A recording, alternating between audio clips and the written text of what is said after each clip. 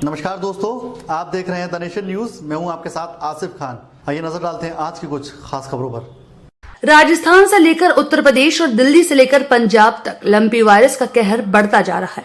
राजस्थान में 10 लाख से ज्यादा मवेशी संक्रमित हो चुके हैं और 45,000 की मौत हो चुकी है। कई राज्यों में हजारों की संख्या में गाय भैंस इस वायरस की चपेट में आ रही हैं। देश में लंपी वायरस का कहर बढ़ता ही जा रहा है। कई राज्यों में लंपी वायरस का कहर देखने को मिल रहा है।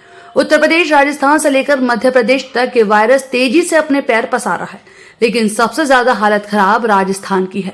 राजस्थान में अब तक लंपी वायरस से 45,000 से ज्यादा गायों की मौत हो चुकी है, जबकि 10 लाख से ज्यादा इस वायरस की चपेट में आ चुकी हैं।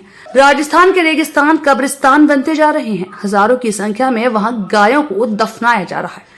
लंपी वायरस से संक्रमित होने पर शरीर पर दाने निकल आते हैं, बुखार आता है। इस वायरस का इलाज है, लेकिन कई मामलों में स्थिति इतनी बिगड़ जाती है कि मौत हो जाती है। लंपी वायरस या लंपी स्किन डिसीज कोई नई बीमारी नहीं है। समय समय पर इसका प्रकोप देखने को मिलता रहता है। 1 महीने से भारत में लंपी वायरस का कहर दिख रहा है।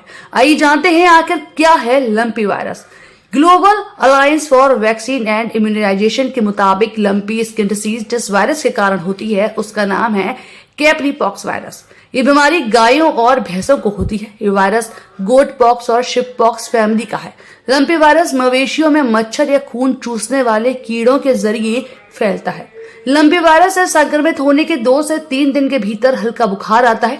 इसके बाद पूरे शरीर में दाने निकल आते हैं। कुछ दाने घाव में भी तब्दील हो जाते हैं।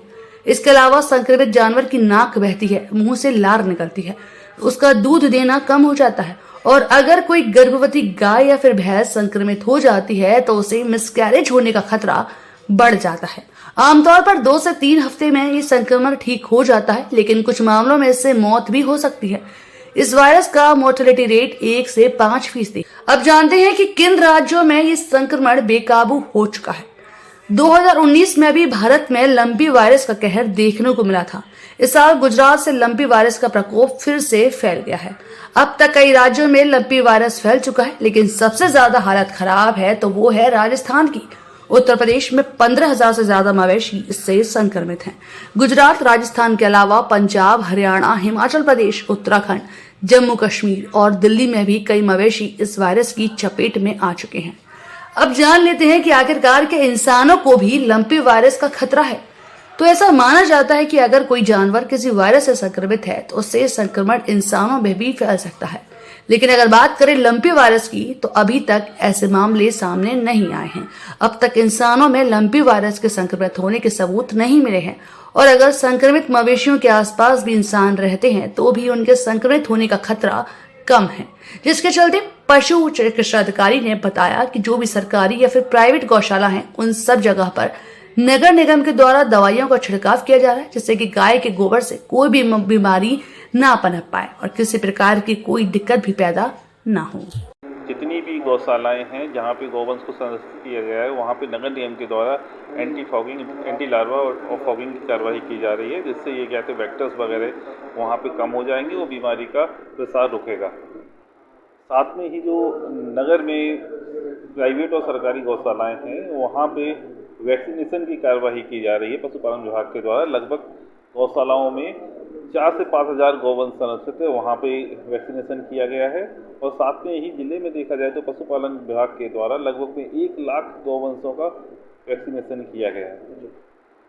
सर, अगर कोई शिकायत करना चाहे तो उसके लिए कंट्रोल रूम बनाया गया और आपके नगर निगम के कंट्रोल रूम नंबर पे और पशुपालन विभाग के द्वारा जारी किए गए हेल्पलाइन नंबर्स पे कांटेक्ट किया जा सकता है।